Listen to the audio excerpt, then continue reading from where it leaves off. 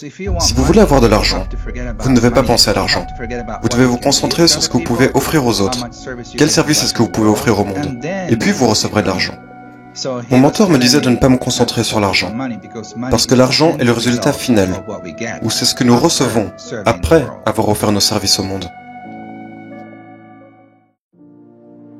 Je pense que, pour la plupart d'entre nous, le plus gros problème que nous ayons, et c'est encore plus vrai aujourd'hui, c'est que nous avons peur de l'argent.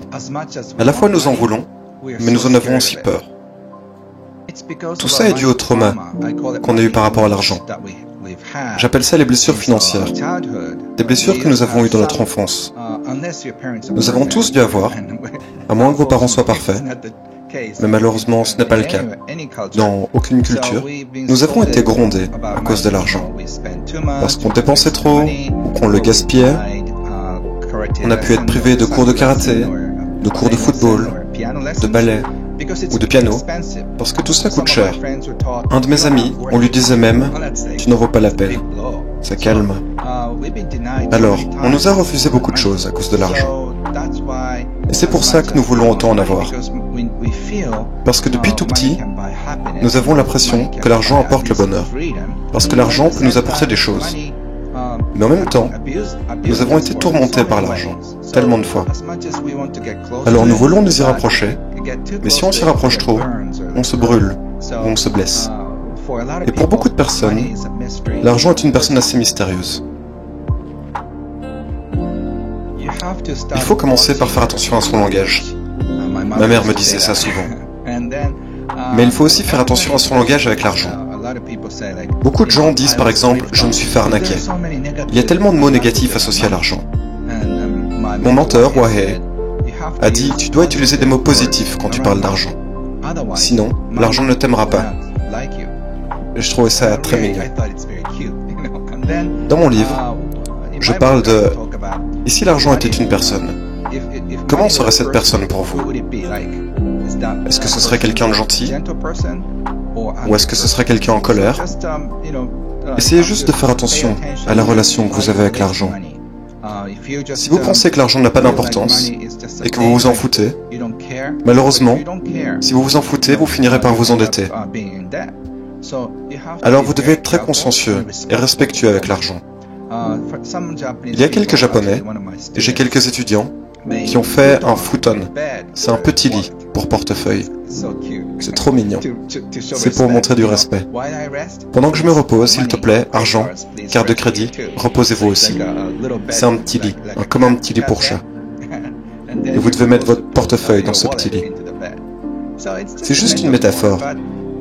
Mais c'est seulement si vous montrez du respect pour l'argent, l'argent qui rentre et l'argent qui sort, dans les deux cas, que vous pourrez vraiment vous sentir en paix. Et c'est encore plus vrai maintenant, car nous sommes dans une période économique assez délicate. Donc vous devez vraiment être attentif à vos émotions. Le problème, c'est que la plupart d'entre nous, nous sommes remplis d'anxiété et de peur quand il s'agit d'argent. On sent qu'on a été abusé. Et quand on a été maltraité par une personne, on a peur de cette personne, c'est normal. Donc je pense que la première étape, c'est la première chose que mon mentor, Wahei Takeda, m'a appris, c'est de remercier votre argent. Dites merci à votre argent. Quand de l'argent rentre, que ce soit avec un chèque du gouvernement, un salaire ou une commission, qu'importe, quand vous recevez de l'argent, dites merci, arigato, à cet argent, pour être venu à vous. Parce qu'à cette époque, ça devient plus difficile. Mais quelqu'un vous paye, n'est-ce pas? Ça peut être le gouvernement, ou votre mari, votre femme, ou vos clients. Il y a tellement de gens qui voudraient avoir le même travail que vous. Mais malgré ça, on vous a choisi vous. Donc il y a des millions de raisons d'apprécier cet argent. Alors quand l'argent rentre, dites merci. Arigato, thank you, shei shei, qu'importe votre langue. Et quand vous dépensez de l'argent, dites aussi merci. Parce que vous recevez quelque chose pour cet argent. Wahei disait merci dans les deux sens. Ça ressemble un petit peu à Karate Kid, wax in, wax out. Donc il m'a dit, fais ça pendant 2 mois, et puis reviens. Moi, je voulais avoir des conseils sur la bourse ou en investissement. Je m'attendais à quelque chose de différent.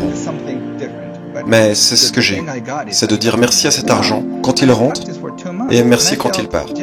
Alors j'ai pratiqué pendant 2 mois et je me suis senti plus heureux. Alors je recommande à tout le monde. Essayez au moins, parce que ça ne coûte rien. Et une fois que vous commencez à apprécier l'argent, celui qui rentre et celui qui sort, vous apprécierez plus de choses. Donc ce merci ouvre la porte pour une nouvelle vie. Une vie remplie de gratitude et de reconnaissance. Et je pense que nous avons vraiment besoin de ça. Wahei disait, la gratitude fait fondre la peur et l'anxiété. Donc si vous commencez et que vous arrivez à apprécier cet argent qui rentre et qui sort, vous ne pourrez pas vous faire du souci en même temps, parce que l'esprit humain ne peut se concentrer que sur une chose à la fois. La richesse, c'est une attitude. Et si vous êtes déjà heureux et reconnaissant pour ce que vous avez, vous êtes déjà riche. Mais si vous luttez chaque jour et que vous n'arrivez pas à trouver le bonheur, que ce soit en affaires ou dans votre vie personnelle, je pense que vous n'êtes pas riche, même si vous avez des milliards sur votre compte bancaire.